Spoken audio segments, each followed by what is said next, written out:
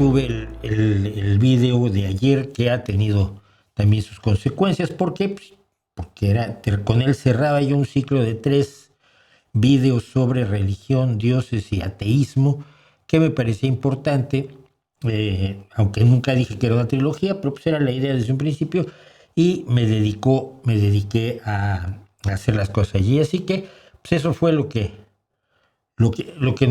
me tuvo en la semana bastante agobiado. Por cierto, ya que estamos hablando de eso, la idea del video de ayer es que, miren, estoy un poco hasta el gorro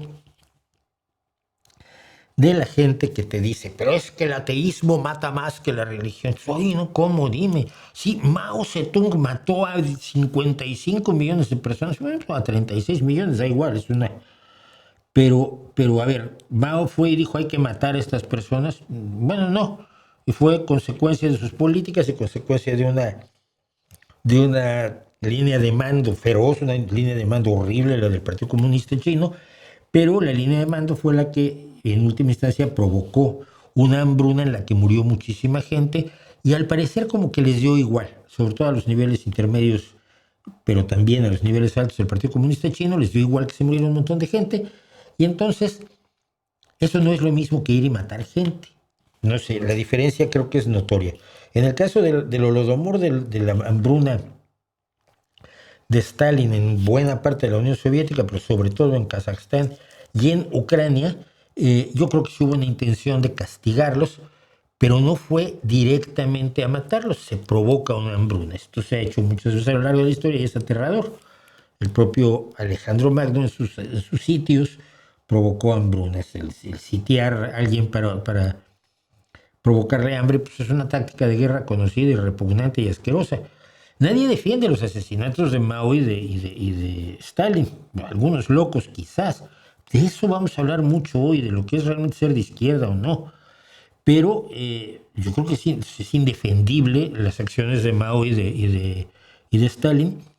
Pero lo que es cierto es que no fueron y mataron a la gente porque eran ateos. Entonces, en el nombre del Dios en el que no creo te voy a matar. Suena bobo.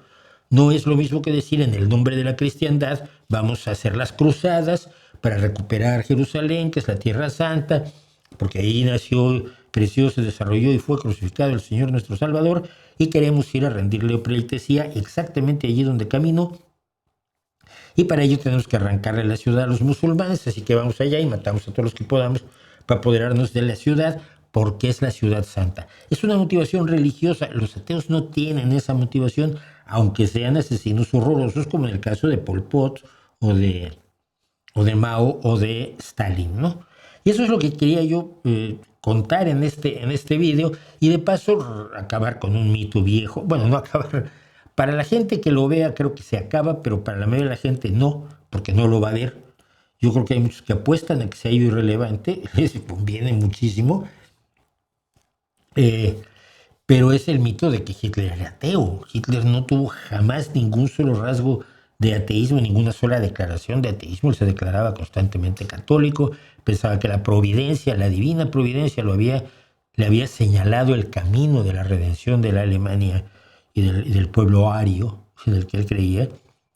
Y siempre mantuvo una posición religiosa y una relación excelente con la Iglesia, y una profesión personal de fe en sus discursos, en sus cartas personales, que no parecen indicar que para nada que haya sido ateo.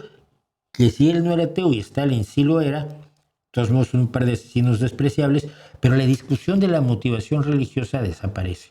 Y la motivación religiosa de Hitler estaba en lo que llaman el cristianismo positivo, que menciono en este video. Entonces, pues esto mucha gente la tiene muy molesta, yo insisto, cosa que me parece magníficamente bien. Sin embargo, no ha tenido el éxito que yo esperaba, como siempre pasa. Tiene 4.400 visualizaciones y algunos insultos en el proceso. Pues eso es lo que hicimos ayer.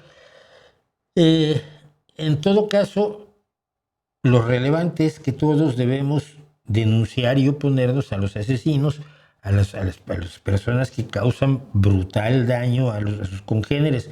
Eso debería ser lo que nos interese más, digo yo, pero bueno, lo que digo yo luego a veces pues da bastante igual.